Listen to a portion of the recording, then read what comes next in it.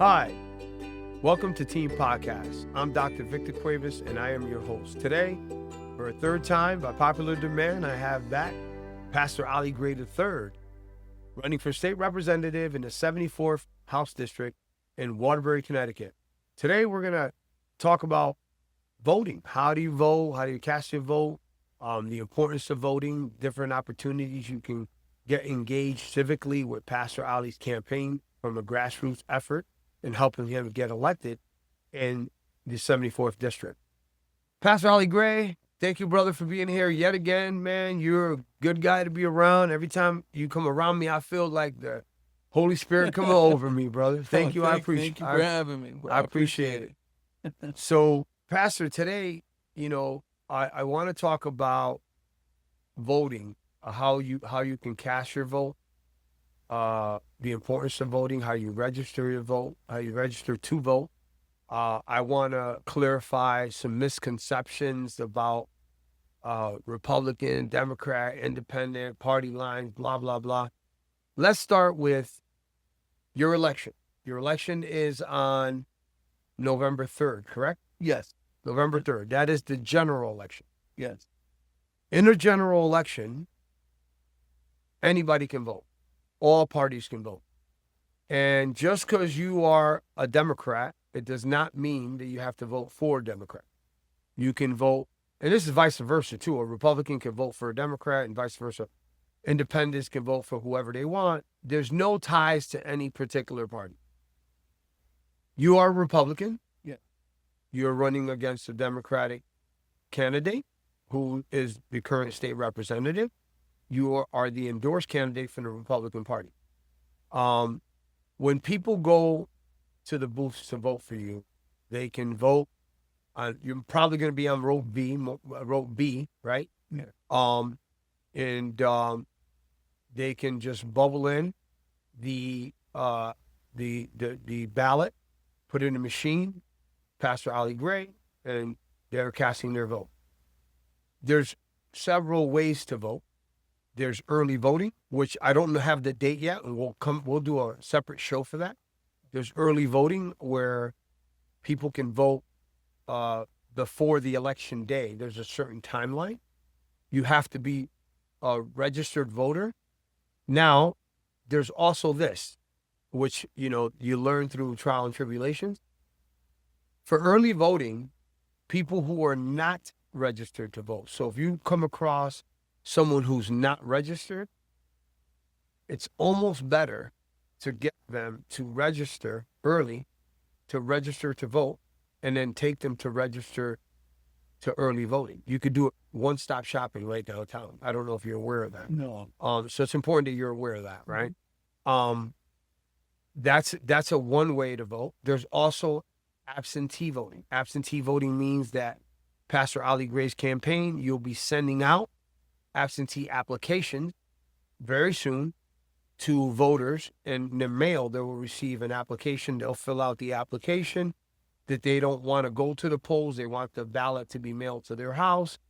The law has changed. You don't have to, anybody can do it now. Before there were certain stipulations that allow you to vote absentee. Now there's no stipulations. That's another way to vote. So you send back the application, then you get the ballot, and then they can vote and then send the ballot back. So it's important people know about that, right? So Pastor Ollie, there's a lot of misconception about Republican Party, Democratic Party. And unfortunately, we have a president who's a Republican, and a lot of people don't really like the rhetoric, right? Mm-hmm. And so when we talk to a lot of inner city people that are minorities, blacks and brown, Hispanics and African Americans, we traditionally, when I say we, blacks and browns, right? Mm-hmm. Our families have traditionally been Democratic because there's a conception that Democratic people are for the poor. That is a complete fallacy because that is not true. And party don't matter. I got to be honest with you. Values matter. The candidate matter. This is what I keep telling people, and that's why I'm so proud that Terrence Lott Junior got elected to the Board of Ed as a Republican, African-American young man from Waterbury, and now sits on the Board of Ed. Adrian Sanchez, Sergeant Sanchez, is now a Board of Alderman member, right? Yeah. Sandra McCarthy Martinez, who's a Democrat. I don't care. She's a Hispanic leader. Rafael Nelson Roman, another Hispanic young man. So Republicans and Democrats voted for each other. And that's fine. That's the way of the world, right? We go to a ball game, and I always go back to sports. I'm sorry, kill me if you want. I love sports. So I'll go back to a ball game. I'm a Yankee fan, you're a Red Sox fan. It's hypothetical, right? At the end of the day, a Red Sox fan can vote for a Yankee for All-Star ballot, right? And vice versa. There's no difference. No. So, but, people also don't understand that the Republican Party was built by Abraham Lincoln when he freed the slaves, right? He was a Republican. Yeah, it was. Right? It was, yeah. And so people have a misconception of all this. They think that the Republican Party is just, because one person acts that way and our president acts a certain way and has a certain rhetoric, and they believe that it's his way, and you're Republican, you're tied to that. Here's what I try to tell people. Politics is local. Stick to that story because it's true. What happens in Washington happens in Washington. Yes, it affects us somewhat. But what happens in the state of Connecticut at the State House affects us in our municipality faster, right? And more immediate because it's impactful. It comes down this way. And you're going to be up there impacting changes and legislation that can ultimately help the city of Waterbury and your constituents in your district. Yes. Right? Yeah. When you start this campaign, Pastor Ollie, you're going to need people to knock doors, to make phone calls, open up a headquarters, hang up signs, right? You're going to need people to have some visibility for you. So you're going to be looking for all of that stuff. In this campaign, you're going to be doing some events where it's not going to be cost to nobody. You're going to be spending the public financing money that you had to get out the vote. People come out and meet the candidate. What do you say to an African-American or Hispanic person in the 74th district that has voted Democrat their entire life and that you're running? What do you say to that person? How do you convince that person, I am your guy? Well, number one, I was an independent. When I first started voting, 18 years old, registered to vote, been voting since I was 18. I was independent.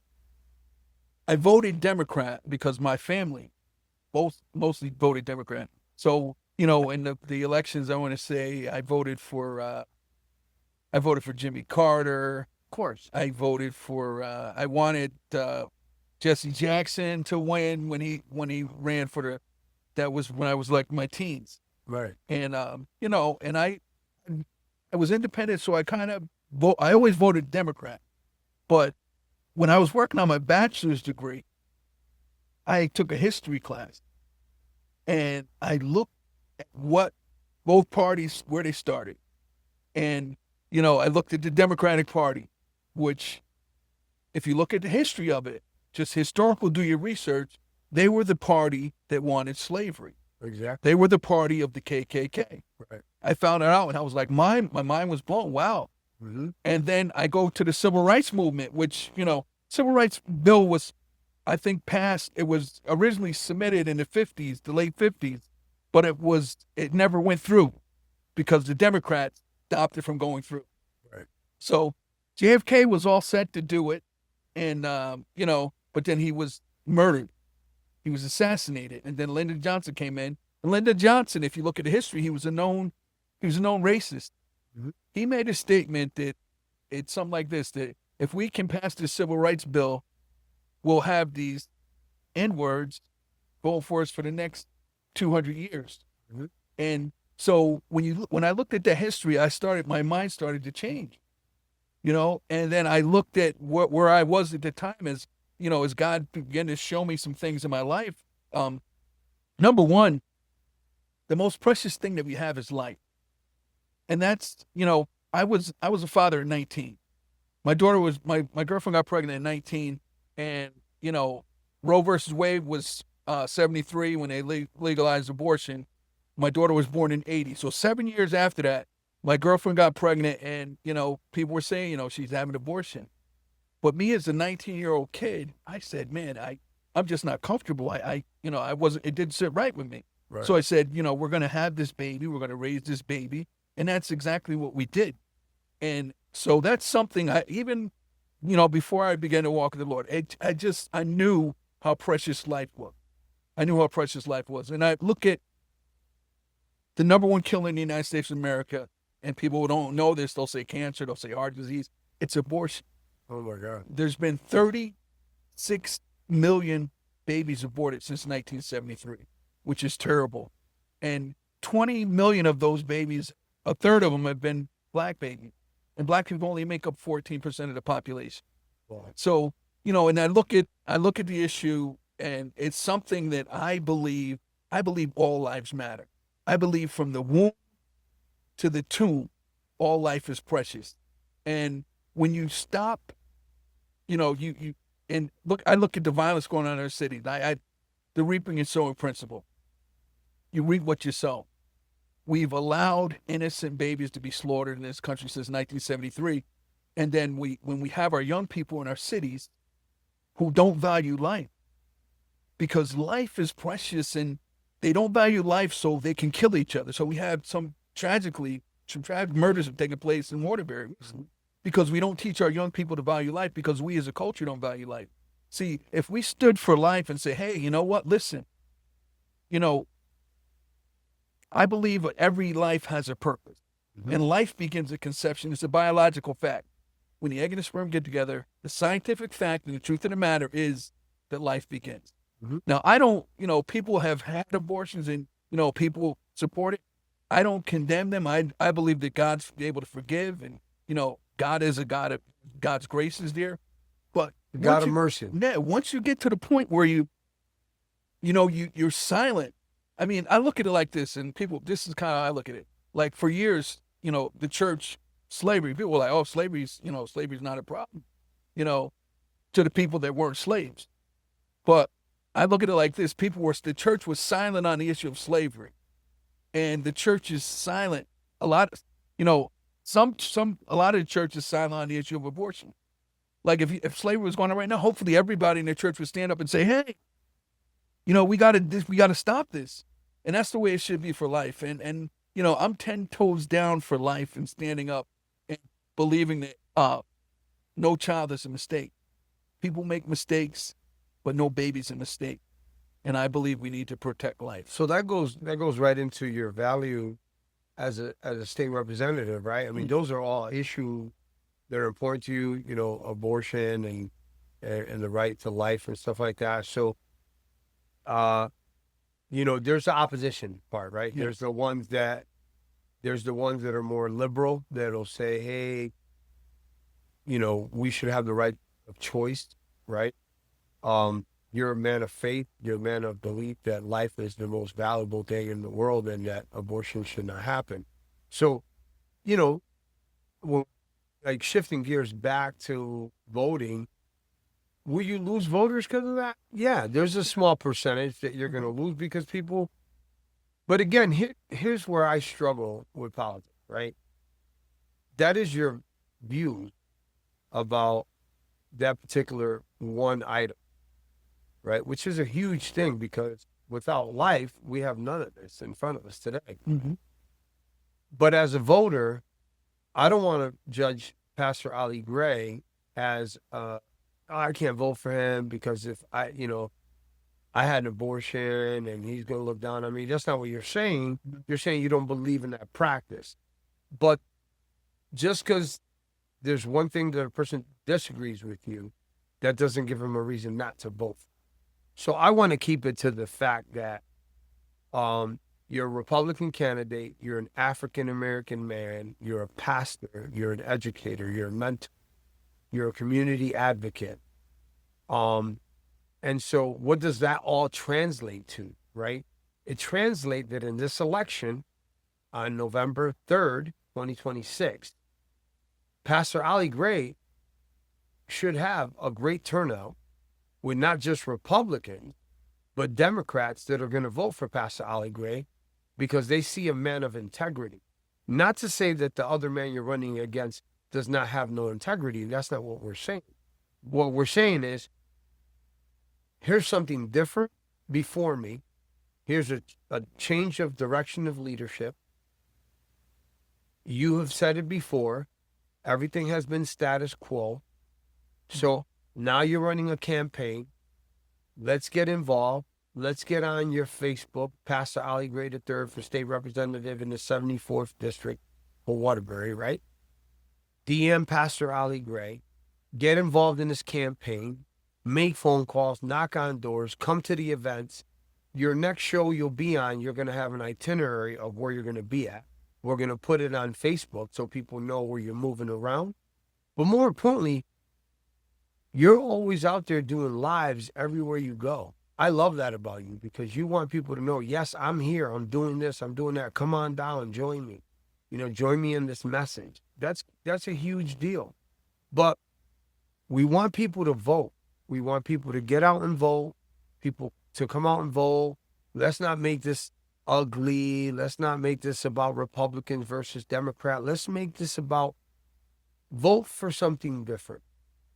Vote for a guy who says to you, I'll be there. I'll be there to listen.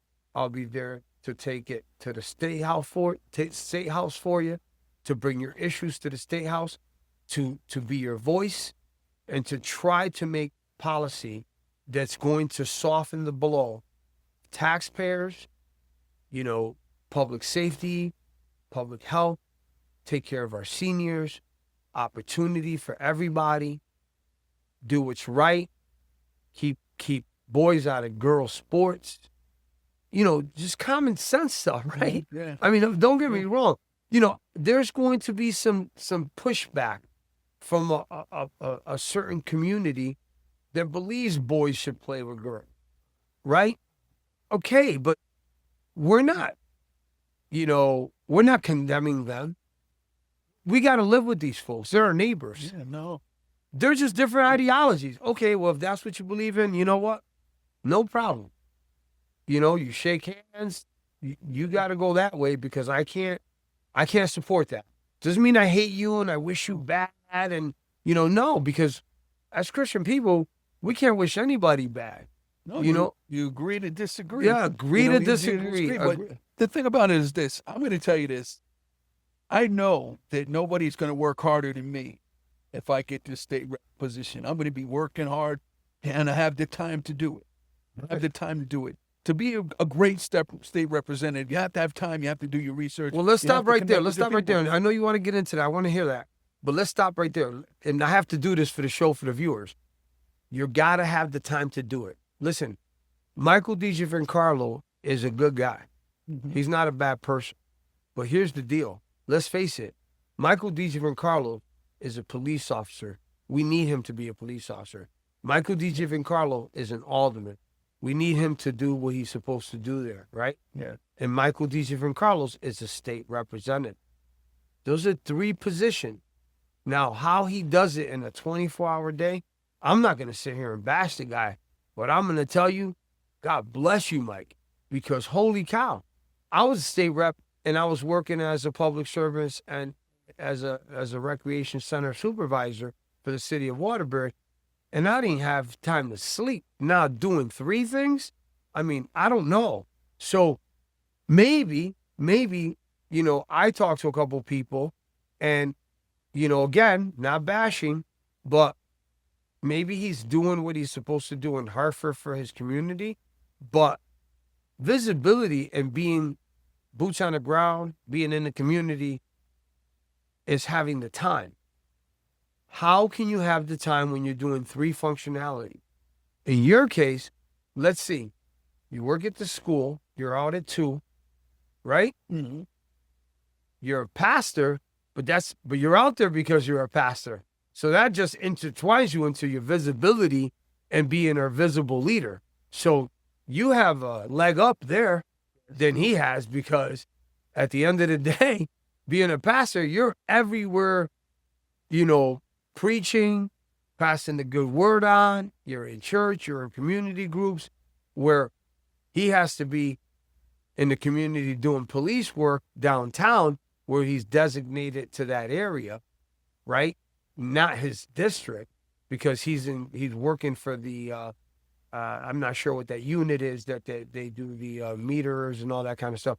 So, and then he's downtown doing his work. And then of course, during the off-peak, because there's an off-peak time, and don't get me wrong, not to say that he doesn't go to Bully Manor or a couple of different groups, but I think if I look at oranges and apples, right, you're going to have more time to really serve the people. Well, go back to your thoughts about that. Well, yeah, I mean, it takes a lot of time to do the research that needs to be done and talk to the constituents and do your research to find out what's best and what needs to be done. I mean, I think it's to be in tune with the people and know what concerns they have, what issues they have, so that you can address those issues.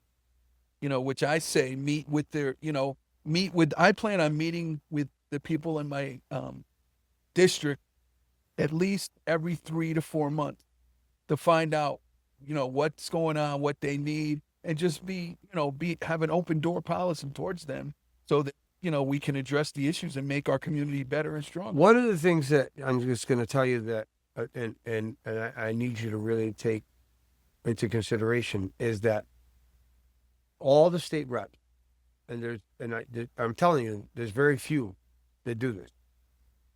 All the state reps should assess their district as their household, right? My kitchen sink is leaking. I got to get a plumber. Follow where I'm going with this? My roof is leaking. I got to get a roofer. My driveway is cracked. I need to go get me somebody that can pave my driveway. Right? Yeah. My lawn looks like crap. I'm going to resod my grass and plant some plants and make it look, from a horticultural perspective, make it look inviting to the public. So when they drive by my house, what a beautiful lawn. They take care of their stuff. You follow where I'm going with this? So you need, as a state rep, you should know all your community groups in your district, all your churches in your district. And I'm talking all, because they're big districts. Yeah. But if you're a state rep for 2 years, you should make your rounds. Yes. You should know your small business owners, your barbershops, your bodegas, your little supermarkets, your mom and pop stop, whatever it is. You should also know your parks, your streets, your neighbors, and create events, to your point, three times within a cycle of every 2 years, and have these quarterly meetings, and where you're saying, send out a mailer, because once you're a state rep, you have funding for that. And they send out a mailer. I'm going to be at this corner with a tent and an ice cream truck. I need you to come talk to me. I'm going to serve you some ice cream. I need to hear your issue. Not being done. Mm-hmm. I'm sorry to tell you. Not being done around City of Waterbury. So those things need to be done. Yeah. Right? Yeah. But here's the funny part, Pastor Ollie. And this is common practice, because I even did it. But I'm going to tell you, I was fortunate. River Bowl Rec Center, North End Rec Center, Chase Park House, north, east, west, and south of the city, right? Running sporting groups and stuff like that. I was out there already. I didn't have to do these quarters. I was out there every day. Yeah. You see what I'm saying? Uh-huh. That's the beauty of electing you. You don't have to try. You are already out there. This is not something extra you're doing. This is your way of life. You see what I mean? Mm-hmm. Your opponent, he has to work at being out there, because he's tied down to a job at the police department, tied down to being board of aldermen, serving the city as board of aldermen president, to make sure that he's collaborating with all the aldermen, and that he's got to do a state rep work, right? So you're, by default, the shoe fits, brother. The shoe fits with you.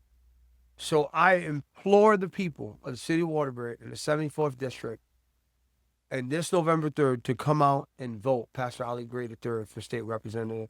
Pastor Ollie, it has been a pleasure of mine, a privilege, an honor to have you on the show today. Thank you. At Team Podcast, we're together. Everyone achieves more. And see how you like my theme there for the show. It's been a theme of mine, and it's a thing I took away from many years of coaching. Team, because kids forget about team, right? It's a team sport. Politics is a team sport, and your team is the 74th District community that's going to come out in drones to vote for you. And I look forward to you getting elected. And if I could leave you with some last thoughts, tell the people in Waterbury why they should vote for Pastor Ollie Gray. I will work hard for you, and I will be a voice for you in Hartford. I love the city of Waterbury. I love the East End, the 74th District where I live. Raised my family there. 3 kids all graduated from public high school here in Waterbury. And actually, my 4 kids all graduated from public schools here in Waterbury. Amazing. 3 from Crosby, 1 from Kennedy. And I have 8 amazing grandchildren. And I'm here to build a stronger future for them and for this community. So please vote for me in the upcoming election. I will work hard for you, and we will make things better in the city of Waterbury. Yeah, we're calling out all our friends, Yes. all our Democratic friends, independent friends, Yeah, all of them. no matter who you are, vote row B, because Pastor Ollie Gray is going to be on that line. Thank you very much, Team Podcast. Together, everyone achieves more. This is Dr. Victor Cuevas. Again, Pastor Ollie Gray, God bless you, and see you on the next round. Thank you.